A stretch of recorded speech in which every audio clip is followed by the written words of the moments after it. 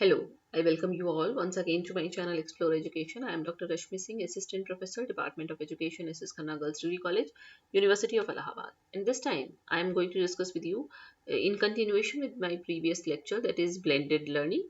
And now I am going to discuss the UGC, its circular and several ICT initiatives of our country on blended learning. Okay. तो अभी तक हम लोगों ने क्या पढ़ा समझा कि ब्लेंडेड लर्निंग जो है वो हम ऑनलाइन को डेलिबरेटली ऑफलाइन में मिला रहे हैं। इसलिए मिला रहे हैं कि बहुत सारी कमियां हैं ट्रेडिशनल मेथड में, और जेन जेड को हमको डील करना है, डिजिटल नेटिव्स को हमको डील करना है, तो हम पूरी तरह से ऑफलाइन पे डिपेंडेंट नहीं रह सकते। ज़माना बदल गया है, टेक्नोलॉजी हर जगह जा रही है, तो पढ़ाई में भी, शिक्षा में भी उसको आना चाहिए। तो हम अब इस वीडियो में ये बात करेंगे कि यूजीसी क्या कहती है ब्लेंडेड लर्निंग पे, और हमारा राष्ट्रीय, इंडिजिनस, लोकल हमने कितने आईसीटी इनिशिएटिव्स ऐसे ले रखे हैं, या उन इनिशिएटिव्स के बारे में हमें पता होना चाहिए जो ऑनलाइन कंटेंट हमको प्रोवाइड कर सकते हैं। भाई हमको करना क्या है, ऑनलाइन उनको कंटेंट भेजना है ना, तो हर बार आप कंटेंट बना नहीं पाएंगे, आपको कहीं ना कहीं से कंटेंट लेना पड़ेगा। तो कहाँ से लेंगे हम वो कंटेंट, ये आईसीटी इनिशिएटिव से हमको मिलेगा। तो यूजीसी ने क्या कहा, यूजीसी ने अपनी 547वीं मीटिंग जो 29 मई को हुई 2020 में, उसने कहा discuss the blended mode of teaching. Blended mode को उसने डिस्कस किया। It was decided that HEIs मतलब higher education institutions should be allowed to teach up to 40% of syllabus of each course other than SWAYAM course through online mode, and the remaining 60% syllabus of the concerned courses could be taught in offline mode। मतलब आप समझ सकते हैं कि 29 मई 2020 है, मतलब Covid का mostly phases हमने बिता ली थी। हमने ये समझ लिया था कि ऑनलाइन कितना ज़रूरी है इस तरीके की पैंडेमिक और दिक्कत के क्षणों में, जब आप फिजिकली एक दूसरे से नहीं मिल सकते हैं, और बहुत सारे इसके हम लोगों को पॉजिटिविटीज पता चली। तो यूजीसी ने कहा कि ठीक है, अब हम पूरी तरीके से ऑफलाइन में नहीं लौटेंगे। हमने देख लिया है कि ऑनलाइन का टेस्ट सबको मिल गया है, सबको ऑनलाइन यूज़ करने आ गया है, तो उसको ऑनलाइन को चलते रहने देते हैं क्योंकि समय की मांग है। तो यूजीसी ने कहा कि 40% आप अपने कोर्स का हिस्सा, सिलेबस का हिस्सा आप teach up to should be allowed, मतलब आपको अनुमति दी जा सकती है कि आप 40% हिस्सा ऑनलाइन पढ़ा लीजिए, 60% आप ऑफलाइन पढ़ा लीजिए, एक्सेप्ट स्वयं कोर्सेज। अभी आगे स्वयं कोर्सेज की बात करेंगे। और एग्जामिनेशंस कैसे होंगे, दोनों के ही ऑफलाइन मोड में हो सकते हैं। This provision may be created over and above up to 40% of online education permissible for स्वयं courses। तो ये मतलब कि यूजीसी ने कहा कि आपको हम ऑनलाइन या ब्लेंडेड मोड में जाने की परमिशन दे रहे हैं। आप 60% ऑफलाइन पढ़ाइए, 40% आप ऑनलाइन पढ़ा सकते हैं। इस तरीके का टाइम्स ऑफ इंडिया में निकला भी 22 मई 2021 में, UGC panel for blended learning with up to 40% by online mode, जिसमें कि वो सजेशंस मांग रहे हैं वेरियस स्टेक होल्डर्स पेरेंट्स हैं, टीचर्स हैं, स्टूडेंट्स हैं, है ना, कम्युनिटी के पर्सन है, उनसे सजेशंस मांगे गए थे। अब बात करते हैं आईसीटी इनिशिएटिव्स की, वो जो हमको ऑनलाइन कंटेंट दे सकता है। तो सबसे पहले बात करेंगे OER की। बहुत दिनों से मेरा OER पे आपसे बात करने का मन है, but due to lack of time मैं नहीं बना पा रही हूँ। जैसे ही समय मिलेगा आपसे OER प्रॉपरली डिस्कस करूंगी, क्योंकि ये बहुत जानकारी का विषय है, हमको पता होना चाहिए। क्या है OER? ओपन एजुकेशनल रिसोर्सेज, मतलब वो शैक्षिक संसाधन जो ओपन है। ओपन का मतलब कि हम उसको ऑनलाइन वर्ड पे, नेट पे जाके सर्च करके गूगल से ले सकते हैं, और हम किसी कॉपीराइट में नहीं फंसेंगे। और 5R होते हैं इसके, लिखा है ना, for free and without requesting permissions, आपको फ्रीली अवेलेबल है, ओपन है। और इसके 5R कौन कौन से? Retain, you can keep the work forever, reuse, you can use the work for your own purpose, हम ऑनलाइन उठाकर उसको अपने काम के लिए इस्तेमाल कर सकते हैं। revise, you can adapt, modify to translate the work। remix, you can combine it with another resource to make a new work। और redistribute, you can share the work with others। ये ओपन एजुकेशनल रिसोर्स के 5R हैं। तो open educational resource क्या है? are defined by the United Nations as any type of educational materials in the public domain। Public domain का मतलब ही क्या है? फ्री है, और introduced with an open license, इसमें कोई लाइसेंस नहीं लगेगा। Critical to supporting open knowledge and open access. क्यों निकाला गया, क्यों चलाया गया? कि हम ज्ञान को खुला छोड़ दें, ज्यादा से ज्यादा लोगों तक ज्ञान की पहुंच हो सके। OER are learning material supporting legal and free. ये जो कॉपीइंग है उसको लीगल करता है और फ्री करता है, मतलब वैधानिक है, आप किसी कॉपीराइट के इश्यू में नहीं फंसेंगे, आप यूज कर सकते हैं, अडेप्ट कर सकते हैं और शेयर कर सकते हैं। While OER are not a necessity for successful BL, जहां मतलब ये नहीं कहा जाएगा कि OER होगा तभी आप ब्लेंडेड लर्निंग अच्छे से इस्तेमाल कर सकते हैं, but these two education innovations combine to make a powerful contribution to high quality accessible and affordable education। लेकिन अगर आप BL में जब ऑनलाइन आपको इस्तेमाल करना हो तो आप OER का एजुकेशन रिसोर्स यूज करें, तो निश्चित रूप से आप एक उच्च गुणवत्तापूर्ण, सब तक उसकी पहुंच हो, सब उसका अफोर्ड कर सके, ऐसी शिक्षा दे सकते हैं। Using well designed available OER can free up resources that can then be used to design and deliver BL opportunities। BL का मतलब ब्लेंडेड लर्निंग, ओके। इसी क्रम में OER के क्रम में आता है क्रिएटिव कॉमन, CC। देखिए कई बार आपने गूगल से कोई ना कोई मटेरियल पढ़ा होगा, किसी जर्नल का कोई आर्टिकल पढ़ा होगा, उसके लास्ट में ऐसे ये CC लिखा रहता है क्रिएटिव कॉमन्स ओपन लाइसेंसिंग 4.0। अगर आपने ध्यान दिया हो तो क्रिएटिव कॉमन्स मतलब क्या है, कॉमनली ही क्रिएट किया गया, मतलब कॉमन पीपल, जनमानस, सबके लिए क्रिएशन ही इसका किया गया है।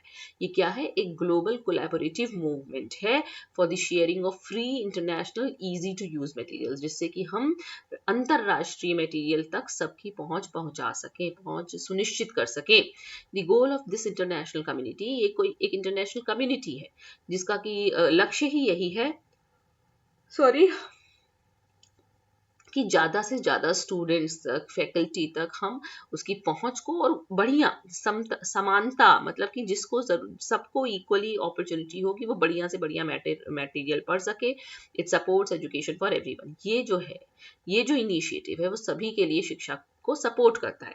Those who created and now support and use Creative Commons believe in sharing and collaborating on materials such as the full potential of the web will be realized। क्यों ये बनाया गया, ताकि जो वेब है, जो आपका www. है, जहाँ से आप पढ़ना लिखना चाहते हैं नेट की सुविधा से, उस तक फुल पोटेंशियल उसका मिल सके स्टूडेंट्स को, फैकल्टी को।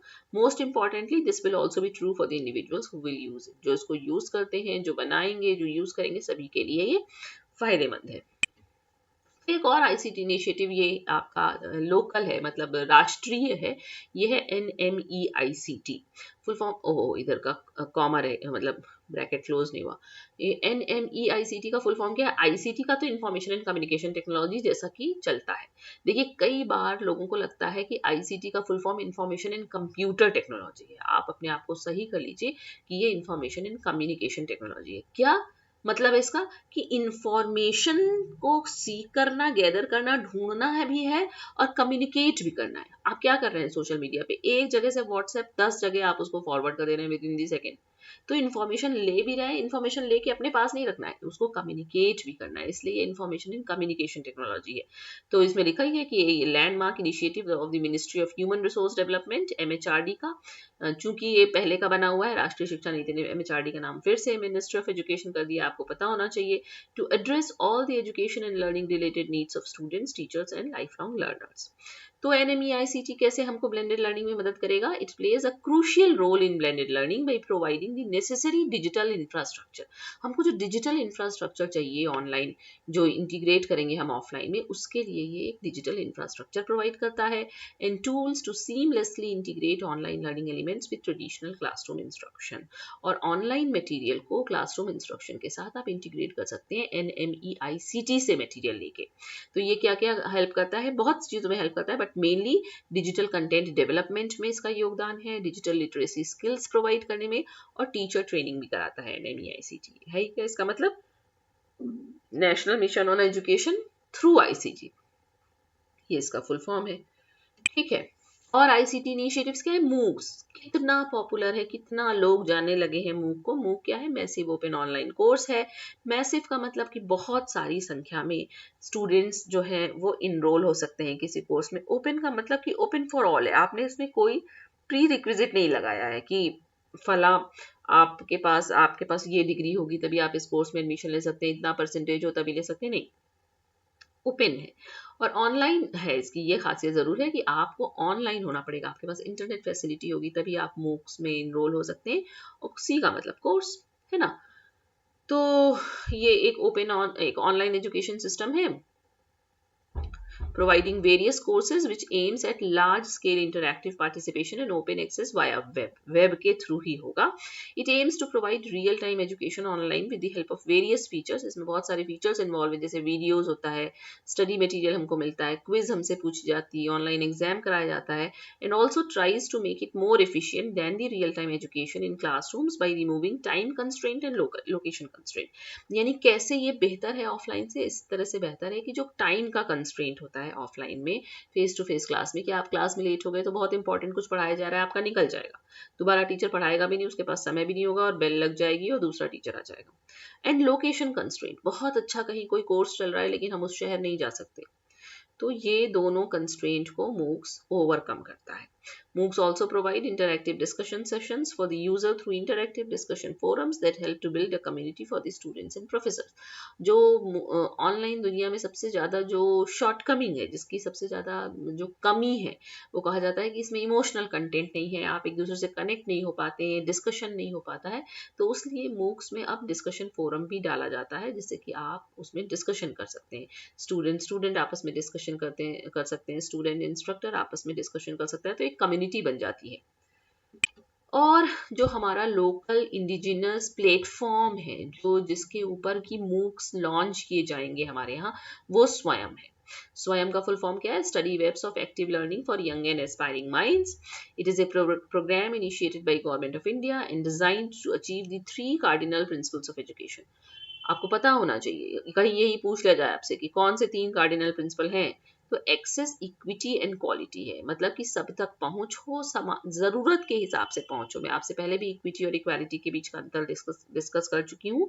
एंड क्वालिटी, सिर्फ पहुंचाना नहीं है बल्कि गुणवत्तापूर्ण शिक्षा पहुंचानी है. अच्छा, एक चीज आपको ये भी पता होना चाहिए कि स्वयं का जो टैगलाइन है वो शिक्षित भारत उन्नत भारत है.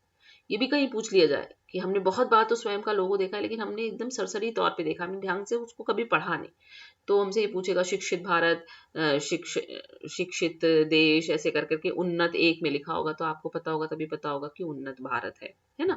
यह शिक्षित भारत उन्नत भारत, ये है, आपको पता होना चाहिए. The objective of this effort is to take the best teaching learning resources to all including the most disadvantaged. और इसका जो ये एफर्ट है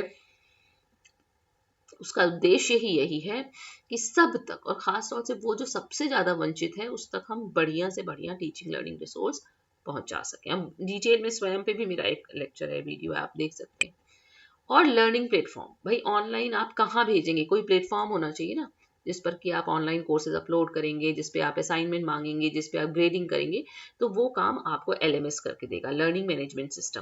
देखिए कितने सारे इसके काम होते हैं. ट्रैक रिपोर्टिंग, ये जो स्टूडेंट्स हैं उनका रिकॉर्ड्स मेंटेन करता है, स्टूडेंट की परफॉर्मेंस का इवेल्युएशन आप कर सकते हैं, पर्सनलाइज्ड कम्युनिकेशन, आप बच्चे के हिसाब से कम्युनिकेशन कर सकते हैं, मैनेजमेंट इंफॉर्मेशन सिस्टम रिपोर्ट इसमें से निकल कर आती है, और ये कॉस्ट इफेक्टिव भी है.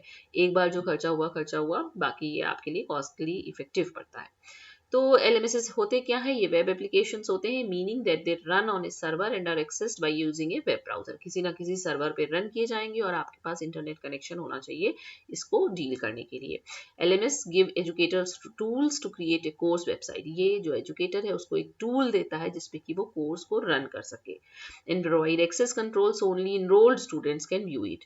और जो आपका इंस्ट्रक्टर होता है उसके पास इसका कंट्रोल होता है, वो देख सकता है कि कौन इसमें वही लिंक भेजेगा. अब गूगल क्लासरूम की लिंक टीचर ही आपको भेजेगा ना, तो कंट्रोल क्या है? मेरे पास है कि मैं किसको भेज रही हूँ, किसको नहीं. मुझे दिख रहा है कितने स्टूडेंट्स ने उसमें इनरोल हो गए, मुझे दिख रहा है कि कितने स्टूडेंट्स उसमें कुछ अपलोड करते हैं, कुछ बातचीत करते हैं, तो ये कंट्रोल टीचर के पास है. They provide an easy way to upload and share materials, hold online discussions and chats, give quizzes and surveys, gather and review assignments and record grades. ये जो LMS हैं, इन पे आप सब कुछ कर सकते हैं, सब कुछ. आप इन पे बच्चों की अटेंडेंस ले सकते हैं, कोर्स उनको प्रोवाइड करा सकते हैं, उनसे क्विज करा सकते हैं, सर्वे करा सकते हैं, चैटिंग हो सकती है, और ग्रेड्स भी दिए जा सकते हैं. It can be installed in cloud. सबसे ज़्यादा खासियत इसकी ये है कि आपके मोबाइल की, आपके लैपटॉप की मेमोरी नहीं लेता है, क्लाउड में चलता है ये. And all faculty can upload to share all the particular class related documents. Video हम अपलोड कर सकते हैं, डॉक्यूमेंट अपलोड कर सकते हैं, MP3. और जो most common learning management system है वो मूडल और गूगल क्लासरूम है, जिसमें से गूगल क्लासरूम तो आई थिंक कि सभी ने यूज़ किया होगा, है ना. और लर्निंग प्लेटफॉर्म, अच्छा, ये ऊपर का स्लाइड चेंज करना भूल गई हूँ, यहाँ पे इप्सिट आना चाहिए, ये जो लिखा है ना इप्सिट, इंडियन, सॉरी आंख में कुछ हो गया, इंडियन इप्सिट मॉडल आना चाहिए था, ये ऊपर की स्लाइड चेंज होना भूल गई है। तो बीएल क्या है, blended learning has been implemented across the world successfully, पूरी दुनिया में अच्छे से चल रहा है। Several models are so far proposed in research for BL implementation, बहुत सारे मॉडल्स इसके लिए प्रपोज किए गए हैं कि आप इस तरह से बीएल मॉडल इम्प्लीमेंट कर लीजिए। वी प्रपोज मतलब हिंदुस्तान ने में प्रपोज किया गया है IPSIT model for higher education institutes in India. We propose that every higher education teacher planning to offer his or her course in blended mode should necessarily follow all phases of the IPSIT model. ये कह रहे हैं कि अगर higher education institution का teacher है, वो blended course launch करना चाहता है, तो उसको IPSIT मॉडल के फेजेस फॉलो करनी चाहिए। क्या है IPSIT का full form? I for identify resources and learner centred activities. सबसे पहले हमको ये पता करना पड़ेगा कि कौन से रिसोर्स हैं जो हम अपने स्टूडेंट्स को देंगे, कौन सी लर्नर सेंटर्ड एक्टिविटी है जो आप उनसे कराएंगे। फिर P for provide resources and announce activities on LMS. हम उनको रिसोर्स प्रोवाइड करेंगे और एलएमएस पे एक्टिविटीज अनाउंस करेंगे कि आज आपका टेस्ट है, आज आपको क्विज करनी है, आज आपको ये वाला पढ़ कर आना है, आज आपको डिस्कशन करना है एंड एवरीथिंग, है ना।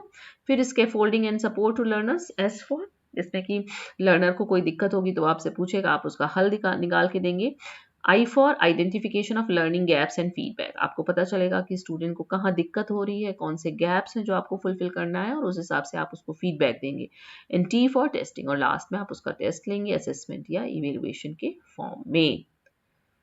तो ये हुए आईसीटी इनिशिएटिव्स, और यूजीसी ऐसा कुछ चाहता है। चूंकि यूजीसी चाहता है कि ब्लेंडेड मोड चलता रहे, इसलिए इतनी तरीके के इनिशिएटिव्स लिए गए हैं। पहले से भी लिए गए, 2020 के पहले भी लिए गए, क्योंकि ऑनलाइन आज से थोड़ी चल रहा है, वो तो हम लोगों ने इसको कोविड के बाद से इस्तेमाल करना शुरू किया, अदरवाइज ये तो चल रहा था दुनिया में पहले से। बट जिस्ट ये है कि आज भी जब हम ऑफलाइन मिल सकते हैं तो भी हम ऑनलाइन चलते रहे। अब देखिए, जब से आफ्टर कोविड कोई भी दिक्कत होती है, बच्चों की ऑनलाइन क्लास चलने लगती है, तो कम से कम क्लासेस सफ़र तो नहीं हो रही है ना। ठीक है, सारे बच्चे नहीं कर पा रहे होंगे, मन से नहीं कर पा रहे होंगे, but something is better than nothing, है ना। जाम लग रहा है तो ऑनलाइन चल रही है, बहुत तेज़ बारिश हो रही है तो ऑनलाइन चल रही है, बहुत ठंड है तो ऑनलाइन चल रही है, शहर में कोई वीआईपी मूवमेंट है तो ऑनलाइन क्लास चल रही है। बट एक ऑप्शन तो मिल गया हम लोगों को ना। Okay, so thank you, and don't forget to like and subscribe my channel explore education.